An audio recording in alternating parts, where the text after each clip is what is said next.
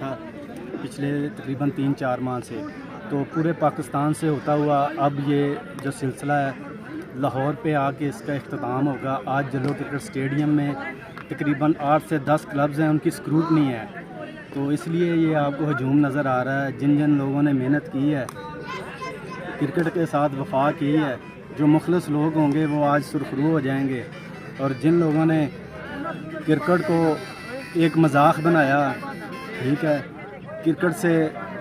غلط مفاد حاصل کیے، وہ لوگ شاید آج اس میں سرخرو نہیں ہوں گے، اور جن لوگوں نے مخلص ہو کے کام کیا کرکٹ کا، اس کا آج رزلٹ ہوگا۔ مناوا جم خانہ کی بھی اسکروٹنی ہے، یہ سینئر ممبرز ہیں، یہ وائس پریزیڈنٹ ہیں،